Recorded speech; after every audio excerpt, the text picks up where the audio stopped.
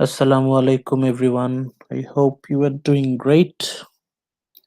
Walaikum assalam.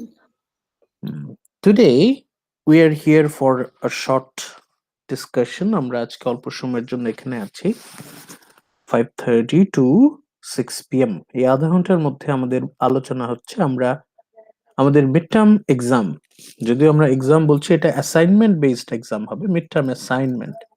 আপনাদের mid টার্মের অ্যাসাইনমেন্টে কি ধরনের কোয়েশ্চেন আসবে তার কিছু স্যাম্পল কোয়েশ্চেন কিছুদিন আগে আপনাদের সাথে শেয়ার করা হয়েছে। ওই স্যাম্পল কোয়েশ্চেন গুলো কিভাবে আপনারা লিখবেন, কোথা থেকে লিখবেন, কি আলোচনা আজকে হবে।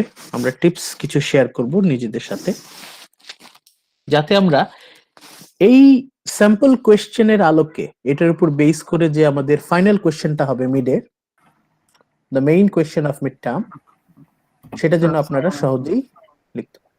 ওয়ালাইকুম আসসালাম। আমাদের প্রথম স্যাম্পল কোয়েশ্চেনটা ছিল evaluate Homer's Iliad as a classic epic. হোমারের ইলিয়াডকে আমরা মূল্যায়ন করব একটা ক্লাসিক এপিক হিসেবে। কি লেকচার 1 এ আমাদের বেশ বড় একটা ইন্ট্রোডাক্টরি ডিসকাশন আছে। কোন কোন ইস্যুস, কোন কোন পয়েন্টের ভিত্তিতে আমরা হোমারের ইলিয়াডকে ক্লাসিক এপিক বলতে পারি। প্রথমেই আমাদেরকে এপিক পোয়েমস এর সংজ্ঞা দিতে হবে, এবং সেই সংজ্ঞা অনুযায়ী ইলিয়াডকে কি এপিক বলা যায় কিনা সেটা আলোচনা করতে হবে। তারপরে আমাদের ক্লাসিক লিটারেচার, কি কি বৈশিষ্ট্য থাকলে কোনো লিটারেচার, কোনো টেক্সটকে ক্লাসিক বলা যায়, সেটা নিয়ে বিস্তারিত আলোচনা করতে হবে। What are the characteristics of a classic text. আমরা যদি কোনো টেক্সটকে, কোনো গল্প বা উপন্যাস বা কবিতাকে যদি আমরা ক্লাসিক বলতে চাই, বা কোনো নাটক তাকে যদি আমরা ক্লাসিক বলতে চাই, কি কি বৈশিষ্ট্য থাকলে আমরা কোনো লিটারেচারকে, কোনো টেক্সটকে ক্লাসিক বলতে পারি, সেটা বলতে হবে। আমরা আমাদের লেকচার 1 এ বেশ ডিটেইলসে গিয়েছি। বহুদিন পর্যন্ত ক্লাসিক বলতে শুধুমাত্র ancient Greek and Roman literature বলা হিসেবে এটাকে আখ্যায়িত করা হতো, যে যদি এটা এনশিয়েন্ট রোমান এবং গ্রিক হয় তবেই এটা এপিক, ক্লাসিক। ক্লাসিকের সংজ্ঞা ছিল ancient Greek and Roman literature. পরবর্তীতে এটা আস্তে আস্তে ইভলভ হয়। এখন ক্লাসিক বলতে বোঝানো হয় হচ্ছে টাইমলেস লিটারেরি ওয়ার্ক অফ আর্টকে। টাইমলেস আমরা কখন বলবো? যখন এটা সর্বকালেই এটা মানুষের প্রতিটি পাঠকের মনে আবেদন সৃষ্টি করবে। সেটা কিভাবে সম্ভব? আমরা ক্লাসিক লিটারেচারের সংজ্ঞা দিয়েছিলাম, a recognized and established work of art where universal human emotions are portrayed along with the picture of human relationships and an intricate portrayal of human life. মানুষের জীবন এবং মানুষের সম্পর্ক, এটার আমরা বিস্তারিত প্রতিফলন পাব। একই সাথে প্রতিটা অংশে আমরা পাব মানুষের আবেগ অনুভূতির স্পষ্ট প্রতিফলন। A very intricate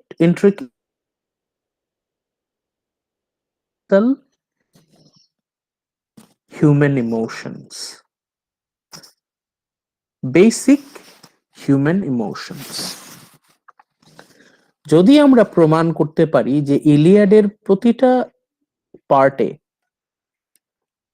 we find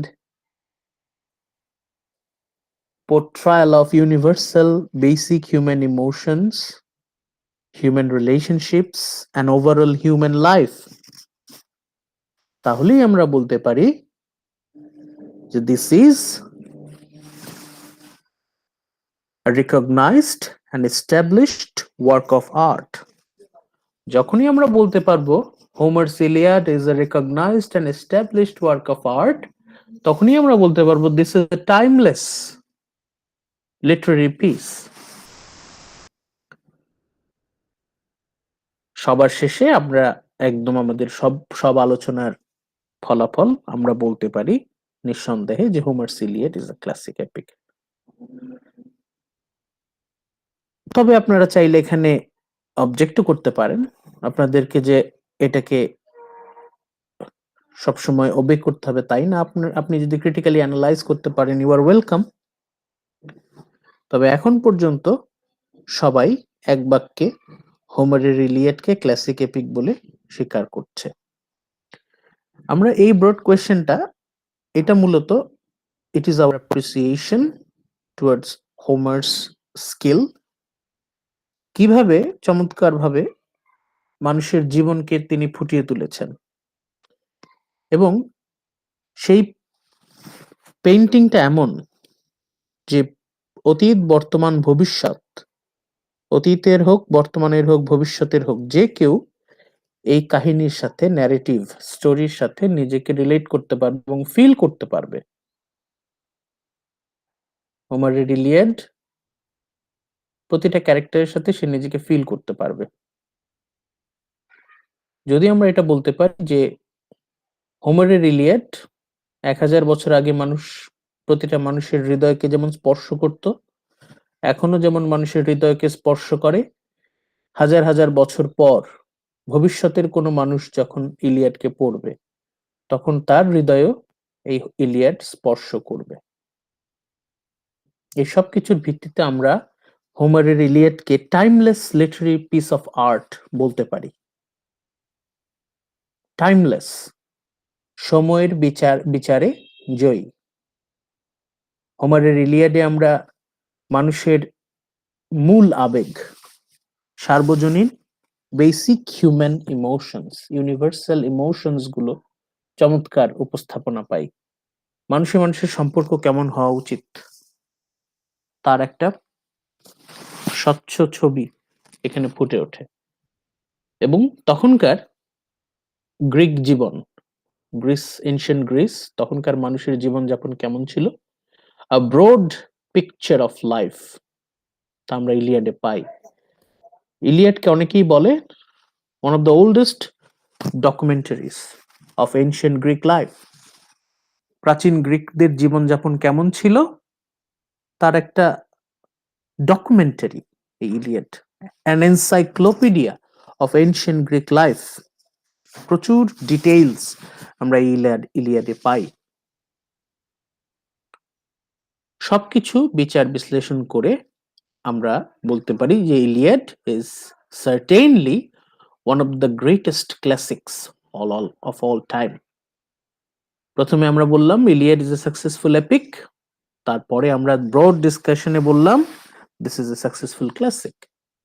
ultimately আমরা বলতে পারি Homer's Iliad is a successful classic epic, undoubtedly.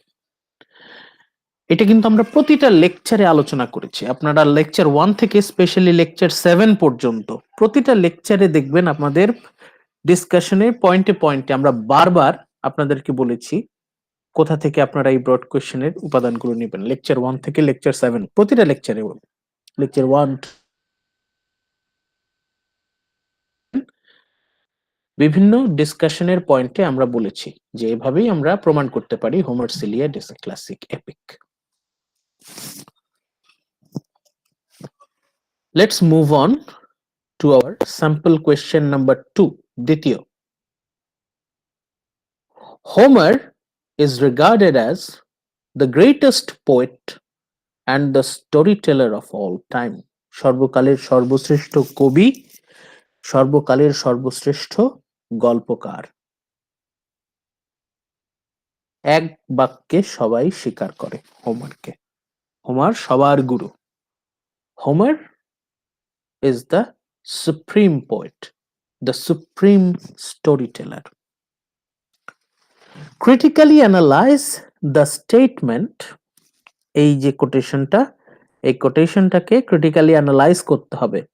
by focusing on his writing style in the Iliad.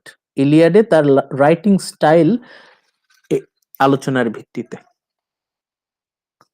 The writing style in the Iliad, এটা আমরা বিস্তারিত আলোচনা করেছি শেষের দুইটা lecture, lecture 8, lecture 9।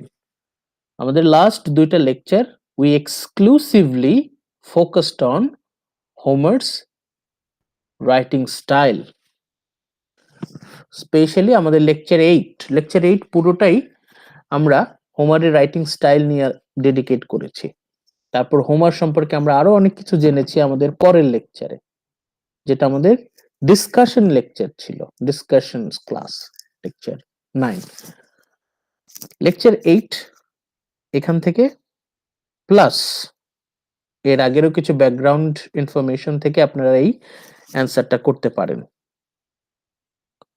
By focusing on Homer's writing style in Iliad, ইলিয়াডে ওনার writing style, এটাকে যদি আমরা বিশ্লেষণ করি ক্রিটিক্যালি, আমরা নিঃসন্দেহে বলতে পারি Homer is the supreme poet, the greatest poet and storyteller of all time. এটা আমরা লেকচার 8-এ যেমন এক্সক্লুসিভলি আলোচনা করেছি, তাছাড়া আমরা প্রতিটা ক্লাসেই দেখবেন বিভিন্ন সময় আমরা হোমারকে খুঁজে বের করার চেষ্টা করেছি, হোমার কিভাবে সে এই অসাধারণ এপিকটা রচনা করলেন। তার রাইটিং স্টাইল নিয়ে কিন্তু আমরা হালকা আলোচনা সব লেকচারেই করেছি, তবে স্পেসিফিক্যালি এক্সক্লুসিভলি করেছি লেকচার 8। তাহলে লেকচার 8 এবং তার আগের লেকচারগুলো থেকে ইনফরমেশন গুলো নিয়ে আপনারা এই স্যাম্পল 2 এর অ্যান্সার কিন্তু স্যাম্পল কোয়েশ্চেন 2 এর অ্যান্সার করতে পারবেন। তাহলে আমাদের স্যাম্পল কোয়েশ্চেন 1, এটার জন্য আপনাদের 1 থেকে 7, লেকচার 1 থেকে 7 প্রতিটা লেকচার থেকে আপনারা এলিমেন্ট নিতে পারবেন। অ্যান্সার নাম্বার 2 এর জন্য শেষের দুটো, lecture 8, lecture 9। Let's move on to our last two sample questions. Sample question 3. Critically analyze Homer's art of characterization from the Iliad. Homer's art of characterization. Homer কিভাবে ইলিয়াডের ক্যারেক্টারগুলো design করলেন, কিভাবে তৈরি করলেন, কিভাবে এবং কেন, why and how। আমরা ক্যারেক্টারগুলোর what নিয়ে যতটা না কনসার্নড, তার থেকে আমরা বেশি কনসার্নড হচ্ছে হোয়াই অ্যান্ড হাউ। হোমার কিভাবে ক্যারেক্টারগুলোকে ডিজাইন করলেন এবং কেন এই ক্যারেক্টারগুলোকে আনলেন। প্রতিটা লেকচার 1 থেকে লেকচার 7 পর্যন্ত প্রতিটা লেকচারে আমরা এই আর্ট অফ ক্যারেক্টারাইজেশন নিয়ে কিন্তু আলোচনা করেছি। দেখবেন, মন দিয়ে আলোচনা শুনলেই দেখবেন যে প্রতিটা ক্যারেক্টারের ডায়লগ অ্যানালিসিস আমরা করেছি টেক্সট থেকে, এই ভিডিওর টেক্সট থেকে। From dialogue analysis we got our character analysis, তাদের সাইকোলজিক্যাল অ্যানালিসিস। আমরা একদম শুরু থেকে আসি, লেকচার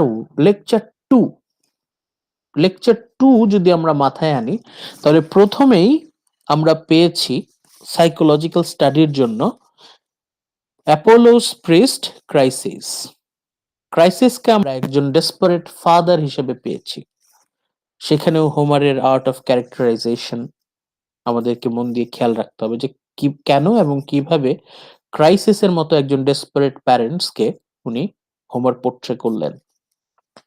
তারপর অ্যাকিলিসের সাথে অ্যাগামেমননের যখন ইগো কনফ্লিক্ট হচ্ছে, ভয়ঙ্কর ঝগড়া হচ্ছে, এই ঝগড়ার মধ্য দিয়ে আমরা এই দুটো ক্যারেক্টারেরই তাদের চরিত্র, তাদের সাইকোলজি, মনস্তত্ত্ব সম্পর্কে কিন্তু ধারণা পাচ্ছি। অ্যাকিলিস কেমন মানুষ, অ্যাগামেমনন কেমন মানুষ। এরপর আমরা থ্যাটিস, অ্যাকিলিসের মাদার, থেটিসের ক্যারেক্টার অ্যানালিসিস আমরা পাচ্ছি। থেটিসকে আমরা পাচ্ছি একজন ডেসপারেট মাদার হিসেবে, another desperate parents who could do anything for the sake of her child's honor. অ্যাকিলিসের honor, অ্যাকিলিসের সম্মানের জন্য থেটিস যে কোনো কিছু করতে প্রস্তুত। তাহলে এই যে কিভাবে হোমার এই থেটিস ক্যারেক্টারটাকে আমাদের সামনে তুলে ধরলেন, যদিও থেটিস একজন sea nymph, minor sea goddess, তারপর হোমার তার মধ্যে যথেষ্ট ডিটেইল অ্যাপ্লাই করেছেন। এরপর আমরা যখন বুক 6 পড়েছি লেকচার 3-তে, হেক্টর অ্যান্ড হেক্টরস ফ্যামিলি, সেখানেও কিন্তু আমরা হোমারের আর্ট অফ ক্যারেক্টারাইজেশন প্রশংসা না করে পারি না। শুরুতেই আমরা হেক্টরের সাথে পরিচিত হচ্ছি, একই সাথে হেক্টরের সাথে দেখা হচ্ছে হেক্টরের মা হেকাবি, হেক্টরের বড় ভাই প্যারিস, হেক্টরের বড় ভাইয়ের বউ ভাবি হেলেন, হেক্টরস ওয়াইফ অ্যান্ড্রোম্যাকি। আলটিমেটলি আমরা হেক্টরের সম্পর্কেও একটা আইডিয়া পেয়ে যাচ্ছি যে হেক্টর কেমন মানুষ।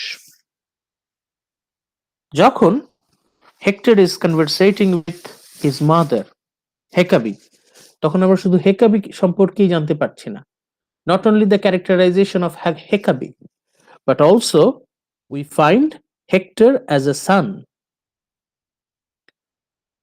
After that, when Hector is having conversation with Paris, we are not only getting the detailed psychoanalysis, psychological analysis of Paris, but also we are getting Hector as a brother. Then we have psychological analysis of Helen. After Helen, in Helen, we have got a picture of wife who is disgusted with her husband. হেলেনের ডায়লগের মধ্য দিয়ে আমরা একটা fake রিলেশনশিপের ছবি, a fake relationship কেমন হয় তার একটা ছবি কিন্তু আমরা পাই। হেলেন সম্পর্কে জানার পরেই আমরা পাচ্ছি অ্যান্ড্রোম্যাকি, a typical ideal housewife। তার ডায়লগ অ্যানালিসিস থেকে আমরা অ্যান্ড্রোম্যাকির সাইকোলজিক্যাল অ্যানালিসিসও পেয়ে যাই, সে কেমন মানুষ আমরা জানতে পারি। এবং একই সাথে as a husband how is hectare, hectare স্বামী হিসেবে কেমন তার একটা পাই। তারপর ছেলের সাথে যখন তার ইন্টারাকশন হয়, ছেলের জন্য সে যখন প্রার্থনা করে জিউসের কাছে, তখন কিন্তু we find hectare as a father as well.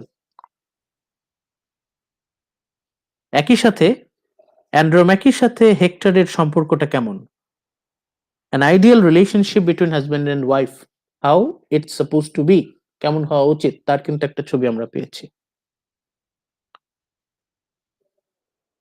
Hectare কত বড় বীর তা প্রমাণ করার জন্য পাশেই আছে প্যারিস। হেলেন কেমন ওয়াইফ তা প্রমাণ করার জন্য পাশেই আছে অ্যান্ড্রোম্যাকি। ইন দ্য নেক্সট লেকচার 4, যখন আমরা অ্যাকিলিস অ্যান্ড পেট্রোক্লাস নিয়ে স্টাডি করলাম, সেখানেও কিন্তু হোমারের আর্ট অফ ক্যারেক্টারাইজেশনের প্রশংসা করতে হবে। পেট্রোক্লাস কতখানি ভদ্র, কতখানি জেন্টল, কতখানি কাইন্ড, এটা প্রমাণ করার জন্য পাশেই আছে Achilles. Total opposite, contrast. Achilles কতখানি কোল্ড হার্টেড সেটা প্রমাণ করার জন্য পাশেই আছে পেট্রোক্লাস। হোমার এমন ভাবে পেট্রোক্লাসকে পোর্ট্রে করেছেন, তার ক্যারেক্টারাইজেশনটা এমন যে অ্যাকিলিস সম্পর্কে জানতে পারি। আবার আমাদের লেকচার 7-এ যখন আমরা অ্যাকিলিসের অন্য একটা ছবি পাই, সেটাও কিন্তু মাথায় রাখতে হবে যে অ্যাকিলিস কিন্তু পুরোপুরি স্টোন হার্টেড না। আবার আমাদের বুক 16 এর শুরুতে আমরা পেট্রোক্লাসকে যেমন দয়ালু পাচ্ছি, কাইন্ড হার্টেড পাচ্ছি, সেই পেট্রোক্লাসকেই কিন্তু পরবর্তীতে যখন সে যুদ্ধে যায় তখন কিন্তু সে সম্পূর্ণ বদলে যায়। The same thing happens to Hector. এটাও কিন্তু আর্ট অফ ক্যারেক্টারাইজেশনের পার্ট। হোমার ক্যারেক্টারগুলো এমনভাবে ডিজাইন করেছেন যে তাদের ডায়ালগ এবং তাদের অ্যাকশনের মাধ্যমেই আমরা সেই ক্যারেক্টারগুলো সম্পর্কে জানতে পারি। হোমার তার লেখনীর মাধ্যমে ইন কম্পোজিশন, স্পেশাল কম্পোজিশন, ক্যারেক্টারগুলো চমৎকারভাবে আমাদের সামনে তুলে ধরেছেন। ক্যারেক্টারগুলো তাদের ডায়ালগ অ্যানালিসিসের মাধ্যমেই সেই ক্যারেক্টারগুলোর সাথে আমরা পরিচিত।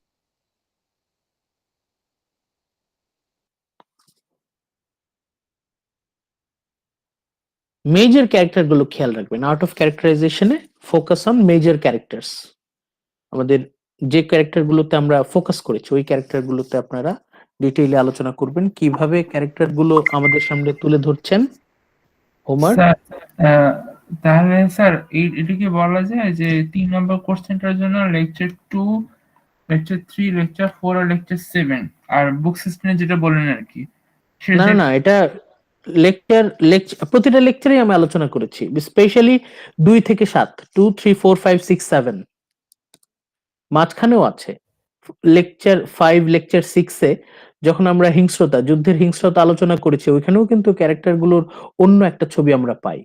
Especially in the battlefield, we find a different image of Patroclus, a different image of Hector. ওগুলোও কিন্তু ক্যারেক্টারাইজেশনের পার্ট।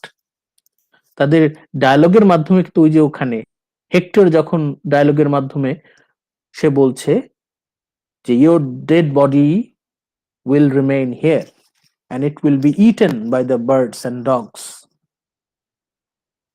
তারপর পেট্রোক্লাস যেভাবে হেক্টরের সাথে কথা বলে, এটাও কি হোমার এইসব ক্যারেক্টারগুলোর ডায়লগ এমন ভাবে কম্পোজ করেছেন যে এদের ডায়লগ গুলো অ্যানালিসিস করার মাধ্যমেই ক্যারেক্টারগুলো সাইকোলজিক্যাল অ্যানালিসিস আমরা পেয়ে যাই। এটার সাথে কানেক্টেড হচ্ছে আমাদের স্যাম্পল কোয়েশ্চেন নাম্বার 4, যেটা কিন্তু আমরা প্রতিটা ক্লাসে আপনাদেরকে বলেছি। Elaborate the theme of war in Homer's Iliad. Very very important. হোমারের ইলিয়াডে যুদ্ধকে কিভাবে তুলে ধরা হয়েছে। দ্য থিম অফ ওয়ার একদম লেকচার 1 থেকে লেকচার 7 পর্যন্ত প্রতিটা ক্লাসে, প্রতিটা লেকচারে আপনাদেরকে ধারণা দেওয়ার চেষ্টা হয়েছে যে যুদ্ধ কিভাবে মানুষের জীবনকে বদলে দেয়। এক একজনের কাছে যুদ্ধ এক এক রকম। অ্যাকিলিসের কাছে যুদ্ধ হচ্ছে adventure, thrill, excitement, entertainment of life, chance of getting glory. পেট্রোক্লাসের কাছে যুদ্ধ হচ্ছে প্রয়োজন, নেসেসিটি। অ্যাগামেমনন, মেনেলিয়াস এদের কাছে যুদ্ধ মানে হচ্ছে রাজনীতি, ব্যবসা, বিজনেস। প্যারিসের কাছে যুদ্ধ মানে হচ্ছে ভয়, ফিয়ার, এই জন্য সে অ্যাভয়েড করে। প্রায়াম, অ্যান্ড্রোম্যাকি এদের কাছে যুদ্ধ মানে হচ্ছে গ্রেট লস, সাফারিং। হেক্টরের কাছে যুদ্ধ হচ্ছে স্যাক্রিফাইস। যদিও সে জানে নিশ্চিত পরাজয়, নিশ্চিত ধ্বংস, তারপরেও সে নিজেকে স্যাক্রিফাইস করছে। নিজেকে স্যাক্রিফাইস করে দেওয়ার বিনিময়ে যদি তার শহরকে আর কয়েকটা দিন বেশি বাঁচিয়ে রাখা যায় তাও সে রাজি নিজেকে স্যাক্রিফাইস করার জন্য। প্রতিটা ক্যারেক্টার, প্রতিটা মেজর ক্যারেক্টার দেখবেন তাদের যুদ্ধের প্রতি অ্যাটিটিউড এক এক রকম। যুদ্ধের ছবিটা হচ্ছে কোলাজ স্কাল্পচারের মতো। এই প্রতিটা পার্ট যুদ্ধের কি, যুদ্ধের সংজ্ঞা এই প্রতিটা সংজ্ঞাই কিন্তু সঠিক। যুদ্ধ মানে ধ্বংস, একই সাথে যুদ্ধ মানে সৃষ্টি, যুদ্ধ মানে ক্ষয়ক্ষতি, যুদ্ধ মানে মুক্তি। এই যুদ্ধের প্রতিটা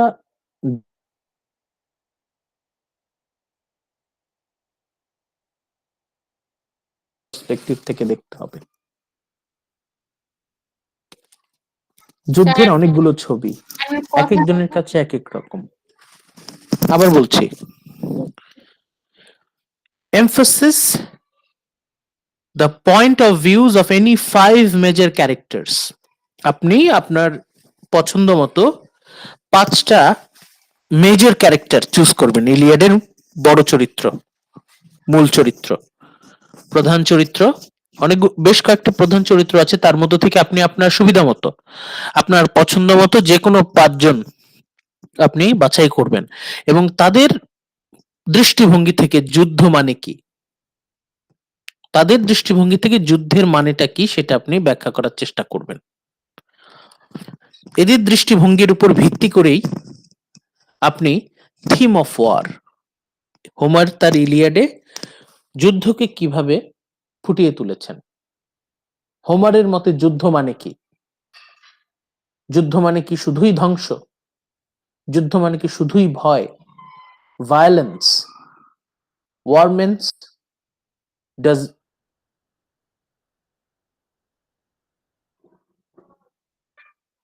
felicity, necessity, great tragedy, sacrifice, intense grief, loss, death, এই সবকিছু মিলেই হচ্ছে যুদ্ধ। হোমারের আমরা প্রতিটা লেকচার 1 থেকে লেকচার 7, এই যে 7টা লেকচার, প্রতিটা লেকচারে কিন্তু আপনাদেরকে যুদ্ধের বিভিন্ন বিষয় কিন্তু বোঝানোর চেষ্টা করেছি। একটা মানুষ যুদ্ধ কিভাবে তাকে বদলে দেয়। পেট্রোক্লাসের মতো এত কাইন্ড, এত জেন্টল, সে যুদ্ধের ময়দানে ঢোকার সাথে সাথে পুরো চেঞ্জ হয়ে গেল।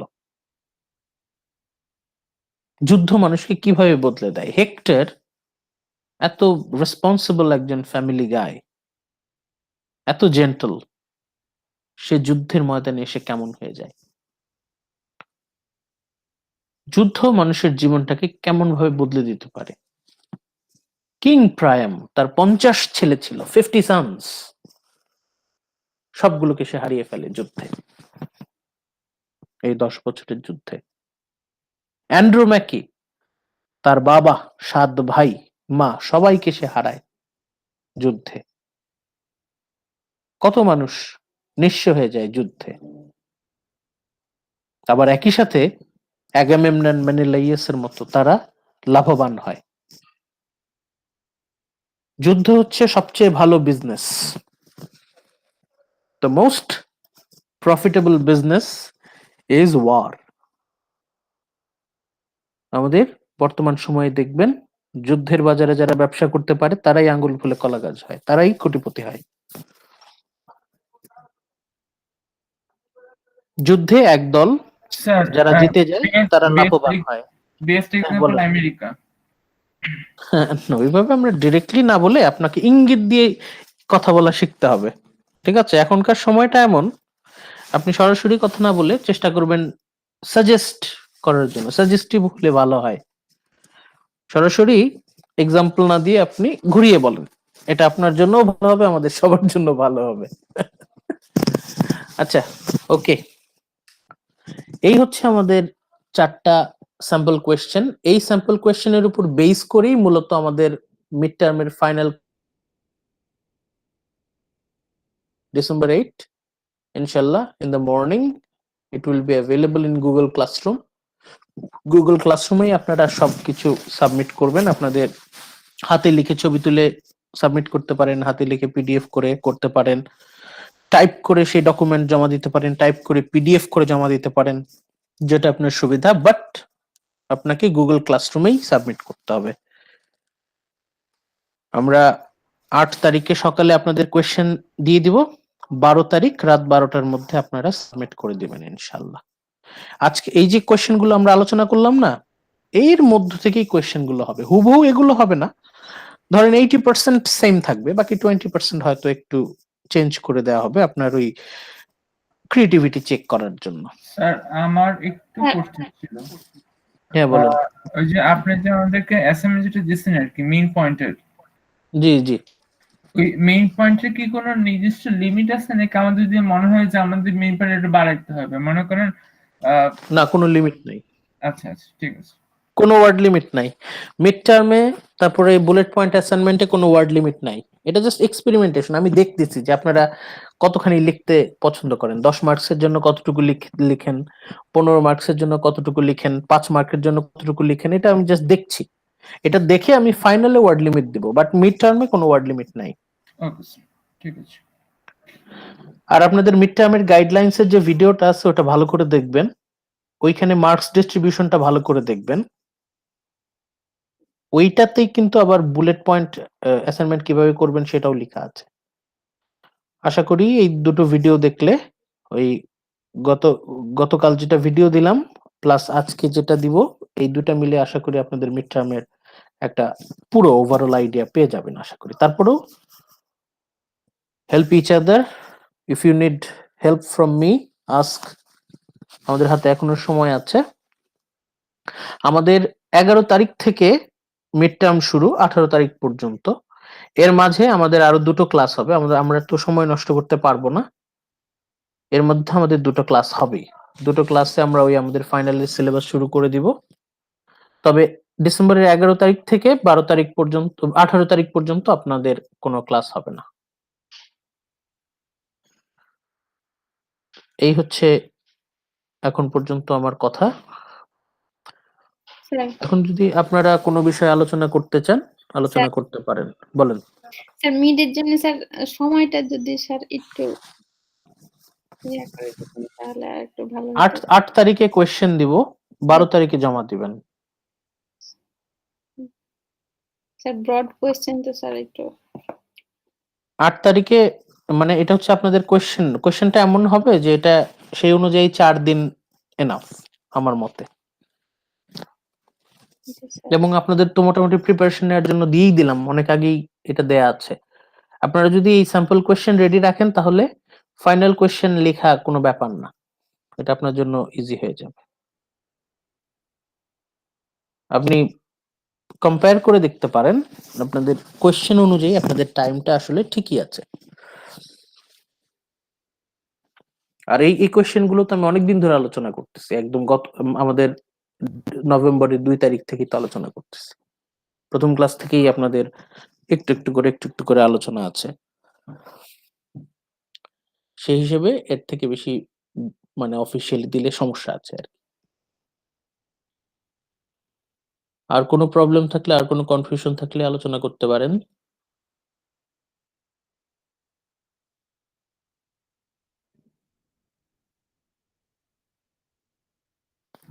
না স্যার, আমার আপাতত আর কোনো কনফিউশন নেই।